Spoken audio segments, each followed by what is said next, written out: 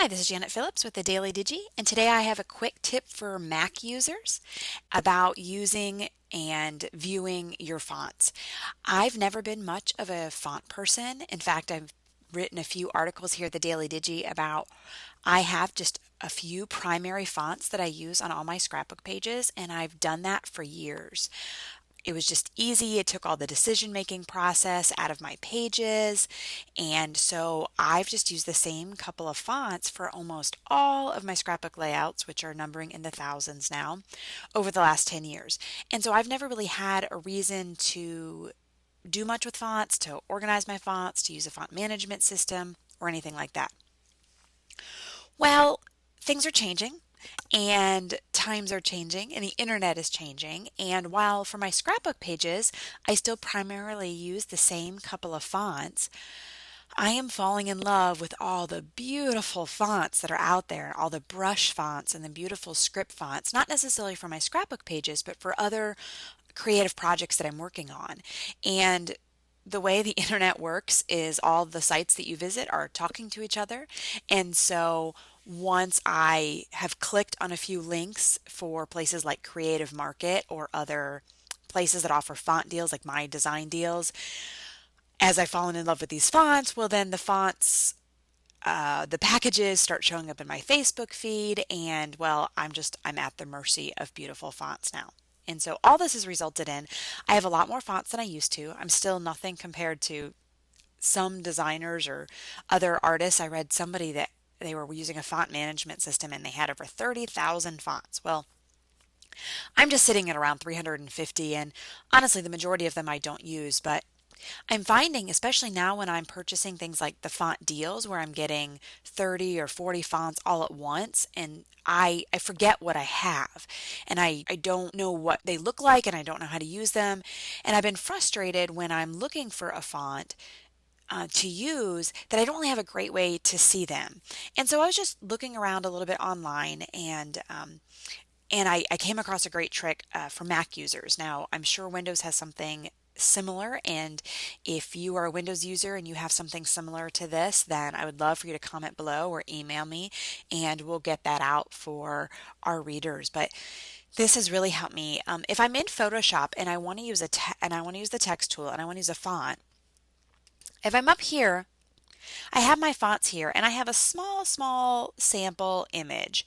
And I could actually change my viewing so these are a little bit bigger, but still I just get overwhelmed. And honestly, if I start like up in the A's, I'm so bored by the time I get to the B's or the C's that I don't really care what the font looks like anymore.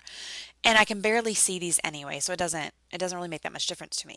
Over in the character panel, I have the same issue. I can't really see these. And so I wanted to find a way to be able to view them bigger and to be able to see more than just the letters they've chosen for me. And so here was a quick solution. Now I may still look into a font management system and I wish I could just have actually a printed preview of all my fonts, but for right now this is helping. And in my Finder window, um, I added a folder over here in my sidebar called fonts, but this is actually just directing me to, if you look down here, from my hard drive to my user folder, then to my library, and then my computer creates its own folder of fonts. So this is different than the font folders that I put in, like when I download a new font and I throw it in there. This is its own created font folder. And so if you go there, if you follow this path to the font folder in your library, this is going to come up. And so I see a sample of each of my fonts with the letters A and G, and I'm not sure why they chose those two letters, but such it is. And you can always increase or decrease the size of your viewing if you want to look bigger. But here's the real key. This was the thing that actually really helped me. While this is helpful, I'm still only seeing two letters, and that really doesn't help me get a feel for the whole font. And so if you click on one of these, just a single click, not a double click, if you click and then hit your space bar, the whole font comes up. And now I can see a lot more of the font in the individual letters, which are helping if I have a specific set of text that I want to use. I can look at the letters and see, will that fit? Does it give me the feel for what it is that I'm trying to communicate? And so again, I just click, spacebar, and I can see the whole font. This is also helpful when I have ornaments or something. I can do that and I can see all of my options here and to find out if it's got something that I might want to use.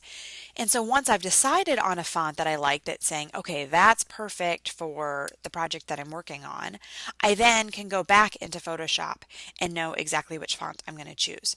So maybe this is something you guys all know, but this was a new tip for me. I've actually been on a Mac for I don't know, 8, 9 years now, and I didn't know that I could do this.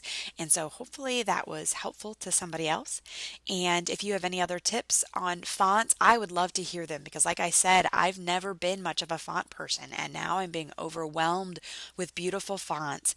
And I want to figure out a great way to organize them and to use them most effectively before I get buried under 30,000 fonts. So, have a great day and make pretty things.